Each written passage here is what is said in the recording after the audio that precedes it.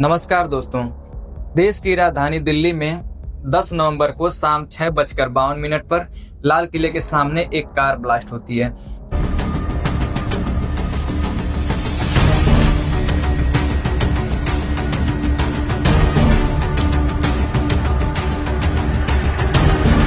जिसमें कई गाड़ियां और ऑटो रिक्शा में आग लग जाती है, जो पूरी तरह जलकर खत्म हो जाते हैं। यह ब्लास्ट इतना तेज था कि इसका धमाका कई 100 मीटर तक लोगों को और उनकी गाड़ियों को हिलाकर रख देता है।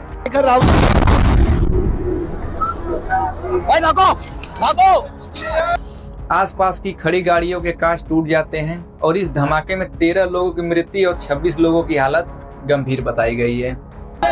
जो कार ब्लास्ट हुई है वह हुंडई की i20 कार है, जिसका नंबर HR26CE 7674 है। इस गाड़ी का मालिक मोहम्मद सलमान को बताया जा रहा है, जो गुरुग्राम का निवासी है। जब पुलिस ने सलमान से पूछताछ की तो उसने बताया कि यह गाड़ी मैंने ओखला में रहने वाले देवेंद्र को बेची है। इसके बाद देवेंद्र ने यह गाड़ी अंबाला में रहने वाले किसी को बेच दी। इस घटना की FIR UAPA के तहत, UAPA बोले तो अनलॉफुल एक्टिविटीज प्रिवेंशन एक्ट अर्थात गैर कानूनी गतिविधियां रोकथाम अधिनियम के तहत रजिस्टर्ड कर ली गई, जिसकी जांच करने के लिए NSG और NIA की टीम भी लग गई। इसी बीच हमारे प्रधानमंत्री नरेंद्र मोदी भूटान के दौरे पर गए हुए थे। इस घटना पर उन्होंने वहीं से कहा कि इसके पीछे के षड्यंत्रकारियों को बख्शा नहीं जाएगा। बहुत भारी मन से आया हूं। कल शाम दिल्ली में हुई भयावह घटना ने सभी के मन को व्यथित कर दिया है।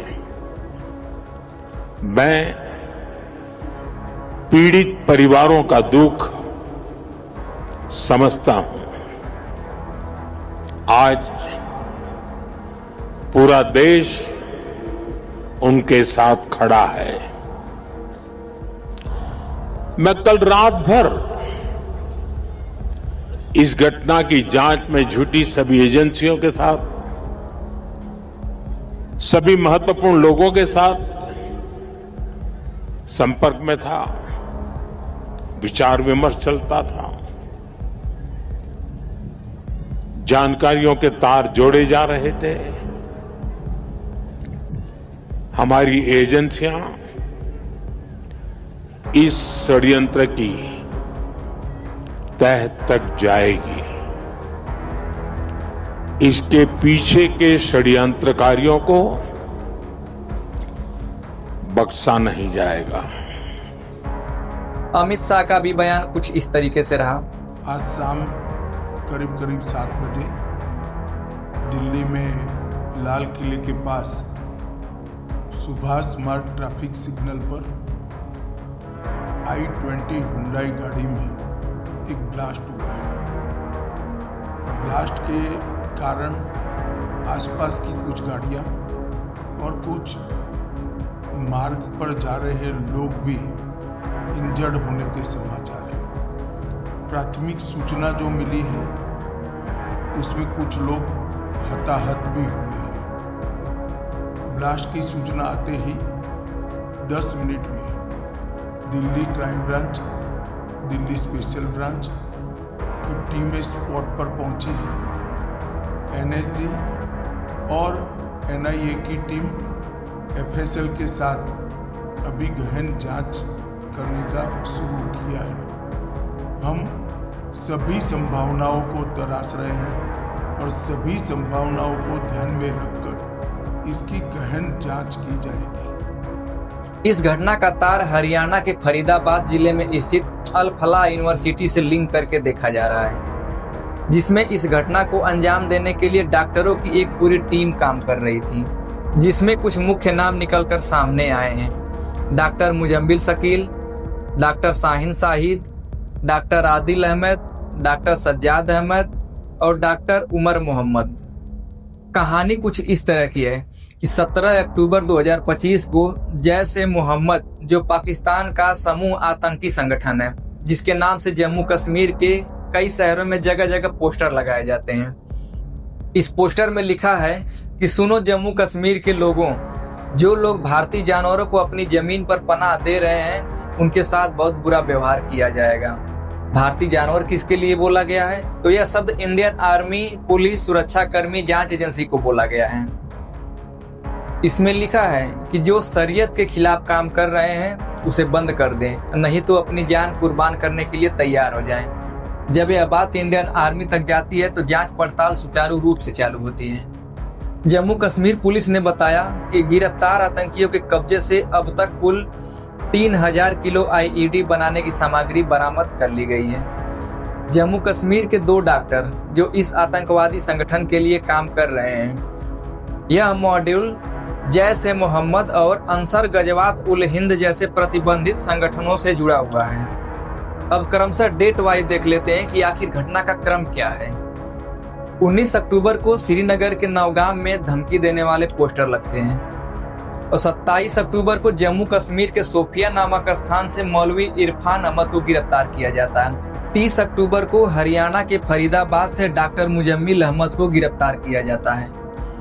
5 नवंबर को पोस्टर तैयार करने वाले डॉक्टर आदिल अहमद का नाम निकल करके सामने आता है, जिसको उत्तर प्रदेश के सहारनपुर से गिरफ्तार किया जाता है, जिसके पास 7 नवंबर को अनंतनाग के अस्पताल से AK-56 rifle, walkie talkie, wire, remote और बैटरी मिलते हैं और बम बनाने वाली सामग्री पूरी मिलती है। 8 नवंबर को फरीदाबाद की अल्फला यूनिवर्सिटी से बंदूकें, पिस्टल और विस्फोटक सामग्री भी प्राप्त होती है। 9 नवंबर को फरीदाबाद से 3000 किलो ED विस्फोटक सामग्री अमोनियम नाइट्रेट मिलता है, जो अनाज के 30 बड़े बोरे के बराबर होता है। अब आते हैं 10 नवंबर के दिन, जिस दिन ब्लास्ट हुआ था। 10 नवंबर को लेडीज डॉक्टर शाहीन सईद को लखनऊ से गिरफ्तार किया जाता है, जो डॉक्टर मुजम्मिल अहमद की गर्लफ्रेंड है, जो 3000 किलो अमोनियम नाइट्रेट और विस्फोटक पदार्थ इकट्ठा करने में मदद की। यह कानपुर के गणेश शंकर विद्यार्थी मेडिकल कॉलेज में प्रोफेसर के पद पर भी कार्यरत रही हैं। सबके पकड़े जाने के बाद उमर मोहम्मद के हाथ पांव फूल जाते हैं और वह बिना किसी प्लान के जल्दबाजी में फरीदाबाद से दिल्ली चला जाता है और वह अपनी गाड़ी पार्किंग में लगाता है। 3 घंटे तक सोच विचार करने के बाद लाल किले की तरफ आगे बढ़ता है और अपने आप को कार में ही ब्लास्ट कर लेता है और कार के चिथड़े चिथड़े हो जाते हैं।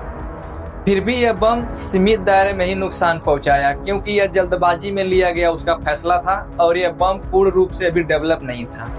NSA और NIA की टीम यह कंफर्म करना चाहती थी कि जो कार चला रहा था वह उमर मोहम्मद ही था कि कोई और था।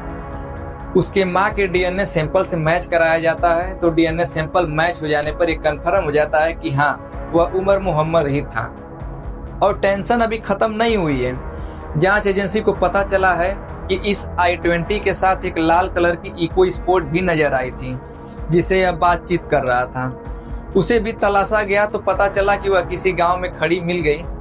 गाड़ी तो मिल गई, लेकिन उसको चलाने वाला कौन था वो गायब है। इन लोगों की प्लानिंग थी कि 6 दिसंबर को अयोध्या में राम मंदिर को दहला दिया जाए, क्योंकि 6 दिसंबर 1992 में बाबरी मस्जिद को विध्वंस किया गया था, गिराया गया था, और 26 जनवरी को लाल किले दहलाने की कोशिश थी कि जिससे पूरा देश दहल जाए। अंततः सैल्यूट है उन इंडियन आर्मी और इंडियन पुलिस को जिसने समय रहते इतनी बड़ी होने वाली घटनाओं को कंट्रोल कर लिया। नमस्कार।